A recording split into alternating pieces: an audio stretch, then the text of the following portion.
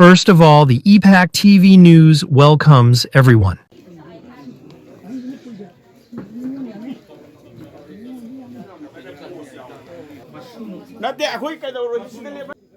British na 1940s ki Second World War ki matam se Second World War ki matam de iba Imphal na lari ama leibani ai huren thagat pira ke group ta yengbiyo aduda yawbani pangan na yen yon pham da makoi na pot leibagi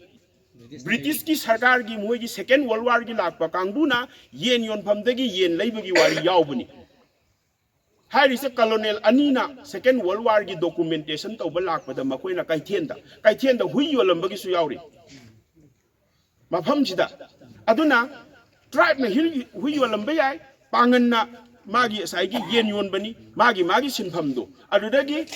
aina tabada akoi gi jingkhai kari gi somgi lilong cha jingkham gi kangbuna ngaprum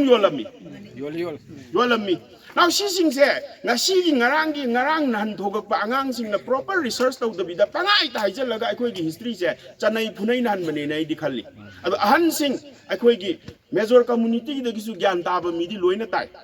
karino ne mi yen wala mi ni ne sida ne si tawrami bani ne haiba potu makoi su loina hai marak ki ngarang nan gi angang sing sina ni irang je sum sagali si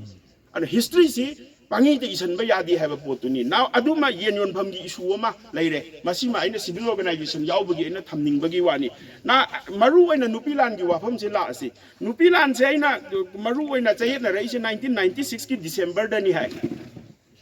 khabar sina ako gi huyelan pauni huyelan pau si do question tawrapani sara bibi amadi pangan singna karam haina nupilan da yawrammi bano haibagi question se ako gi lae question se lakpadagi mathang irakpaduna huyelan paudagi pokna phamda muk yawsal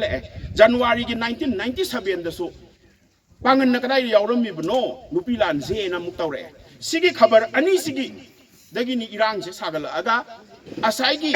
madugi response haiba tare paukhum pina rakpani aduna paukhum pirak pasida yamna maru oiba akhoi hundok pa suka yararoi daba nupa ma mamit na uhoba ma sai hai duni mamit na uhoba se yam maru oiba history dadi eyewitness aigi baba gi wari se mayam dagi aini na khanganeba baba se aina loina rakpaneba aduna ni autobiography ni inariba biography ni inarisi imungi adi sara bibi gi masana irakpa pose akhoi na kameni yetoino magi di mama ne mana irakpa potu mana esi pama mi si saram mi haibisi mayam ni yet pangam moeba aduna Europe om the biography si am marueba akhoi swai do importance pide madugi biography ibisi am luyeba faidagi lubise biography ne mi dugi character do aina uthopa ngamgadra ngamoidra haiba question du ne aseng du kutpa ngamgadra adu maina sidi chayen na bisi lakpada asagi tonjau hairisi tonjau miya sine yam maru ere isi tonjau miya se Nasir Ali haina khangnei ma tonjau miya sai uncle na su likre lilong uku makhong dagini mana paukhum pire huyelan pau amadi pokna phamda piri ba sigi 1997 gi 1996 97 gi question se mana paukhum pire kari na pire ai samak telegraph office ta duty time matam du da constable ama oina aina ngang Facebook ta loina ma hap karabani si singse mana hai ai isamak mafam du da yawi ai imit makna ui thodok se thodok sida maru oina sai gi assistant political agent sahab adu da sai pankiba sing do sote sahib ai si Maharashtra makoina irang hobani Maharashtra matam du da Navadip tera karai dono laikhi dagi telegram taw athubada marwari sing na cheng hondo ise masil lephan ga dawani natraga de koi chara silani haibagi ihodagi ni la ise aduna hariba sida ma duty tai ada yamna interesting oiribadi magi whole paukhum se aina samlapna lirake ma se adugi mayam du uraga lilong da moi taruk se duty loiraga halli hai duty loiraga hanba sida aswai gi lambienda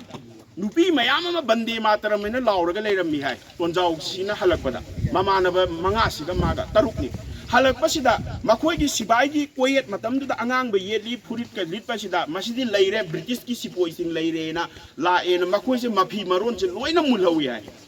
loina mulhawra mafi maron se aduga puram basu ai kholam basu ai mana budi pandre mullaga makoi se thadore e na mana adu su magi karishida yauri aduna mana hairi se pangan nu pisu ainu ubudadi loina yawi haibani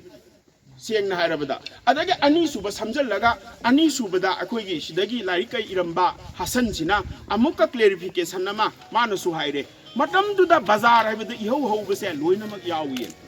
अरे लूरीबदी Pangan खक्ता नते question से अमुक कबुई कैसाम थोंगी कबुई सु नखोइना करम कांदा यावख्रि बायना question सिदा अमुक यावसलइमी अरे मखोइनसु पाउखुमपी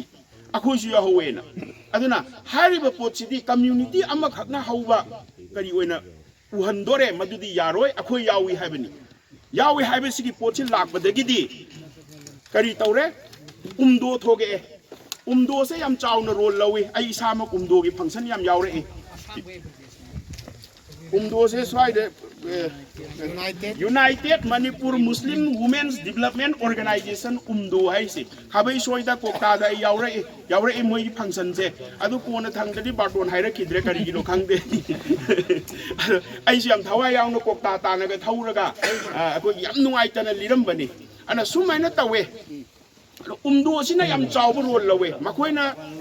एप्लीकेशन से थारे असाइगी गवर्नमेंट लौथोरपदी वाफम से यौरपदगिदी गवर्नमेंट हाइबदी असाइगी ऑब्जर्वेशन कमिटी सिना मासे लौथोरपा सरा बीबी की फोटो लौथोरपा फोटो मा कदाइदा मा याउदी हाइबगी पोसे लाकपदगिदी उमदोना याम कन्ना मूव तौरे सिना करिनो चे थारे चे थाबदुगी पोतुनी आइना लाक्चदोरिसे नाउ चे से थाबसे मतमदुदा भवानंद की थ्रू द तवे हाय आइना ताबदा अखो यांगांग फरित एना मा लेसिदा मा डॉक्यूमेंटेशन साइजु पनक्रिदो याम फजना डॉक्यूमेंटेशन तवे एचिव सु तवगनी खाली मसी सिंजे मुन्ना ताबियु को यागनी हाबे पोतुनी नाउ 2014 दा एमएलए एल इबोम जाना पांगन नुपी सिंह सरुक यारम मी हाबे से असेंबली की फ्लोर दा 0 आवर दा माना पुखतले पांगन सिंह यावरमी मखोइबु इकाय खुमलफम थोइएना नाउ हारिबा पोचे मुस्लिम न नते को मुस्लिम की एमएलए ने नते मैतै की एमएलए अमना पुथोकपी मसिसो खोइना खंजन गदबनी अदुना हारिबा पोट खुदिमक से याम कम्युनल करी ओइबा नते माबु खंगौबा माबु नुंसीजबा मासी यावी अखोई शेयर्ड हिस्ट्री अमा अखोई हिस्ट्री से लोइनम पुनमिनै हाबा पोतो उबगी माना असेंबली दा हारिबा सरा बीबी अमदी अतोप अतोप पांगन सिंह यावी मकोई इकाई खुमहनगदबनी हाबसे असेंबली की फ्लोर दा 0 आवर दा पुथोए अदगी अक्टोबर 2015 दा प्रोसेस से लाए असेंबली यौनरबनीना वीएस रामतिंग अंडर सेक्रेटरी होम ना डीजीपी दा इखतले चेदा करी हायरे सिदसु चाप माने इसम समना लेटर सिंह लई को अखोइना हयेंग मसी प्रोसेसिंग फाइल ओइना चसेना तौबनी नाउ सरा बीबी अमदी खोदी बीबी स्वाइदनी मी अनि खतंग मोइना पल्ले सरा बीबी का खोदी बीबी का से मसिगी से अनि सिमा रिकॉग्नाइज तौगदौबनी अखोइना नुपीलानगी एजिटेटर अमा ओइना हाइबसे सिदा पल्ली चिठी सिदा अदुना सुमाइना डीजीपी की आइदी ऑफिशियल फाइल ओइना चटपा होरे ऑफिशियल फाइल चटपसिना करी लाए मथंगदा 2018 दा अमुक को जॉइंट सेक्रेटरी होम मणिपुर अखोगी कनानो रेहानुद्दीन चौधरी अखोइना दासना नाइ दुपी गी मरीनी हप्ता द लेरिसी माना अमुक चिठी ई डीजीपी दा अमुहना फॉर असिदसु चाप मानै मखोइ सिंसे रिकॉग्नाइज तो बियु ओइना को अदुना नुपीलांदा सरुक याबा हारिबा सिंसे डीजीपी दा माना रिक्वेस्ट तवे होम हुजिकसु मा होम दा दुम लेरी मासे हुजिक लाइजन ऑफिसर ओइबनी वीआईपी लाको मयाम सिंसे एयरपोर्ट तगी ओकपो खोटपा थबुक तौबनी मा मसामक सिगिल सिदा लोइन इन्वॉल्व तौबो पोनी अदुना हारिबा पोटसे डीजीपी दा इरे सिसु नमजल लगा लेबसिना 2018 लान खरगा 19 यौरे 19 की जनवरी दा under secretary art and culture यौसले सिदा सुनंदा थोकचो मैना मतम दुगी under secretary art and culture ना अमुका डायरेक्टर आर्ट एंड कल्चर दा चाप मानना हारिबा नुपी सिंसे रिकॉग्नाइज तौगदबनी पांगन नुपी सिंसे ना अमुका हाइरे चिठी से इरे मथक्ता अदगे अमुका जनवरी 2019 दना Y Dhanendra Singh branch manager deputy commissioner DC Imphal East सियोरे सिगिसिदा अमुका इरे को इरिसिना करी अमुका चाप माने हारिबा सिंसे रिकॉग्नाइज तौ हैना रिकॉग्नाइज तौ हाइबसे मथंग हाइरगा लापसिना मे 2019 यौरे 19 यौरकपदा अखोइगी अंकल कलाम आर्काइव ता लेबसिना रेकॉर्ड से मुक थीरे रेकॉर्ड से थीरगा असाइगी अइना ngarang थागतपदा याउखिबनी तोंजाव मिया खोइ मखोंग सो एना मिया मरी मखोंग सोकपगी यावबनी मसे आर्काइव ते फंगबा ब्रिटिश की रेकॉर्ड ते यावबनी अदुना यावदी हाबसे अदुगी रेकॉर्ड तो यौना खंगबा ngang ising थोइने यावब नते अर पंगांग दा ngang बनी सुम हंगुरगना आइदि खंगदे मीना हाइबदे सुम ताबनी हाइबनी अर ताबगी हिस्ट्री दुदी कानद्रे अदुनी अर अंकल कलाम ना मु इरे हुजि मा रिटायर तौरे डिप्यूटी डायरेक्टर नि मणिपुर स्टेट आर्काइव माना कनादे इरे डायरेक्टर आर्ट एंड कल्चर दा हाइरिबन नुपी सिंग से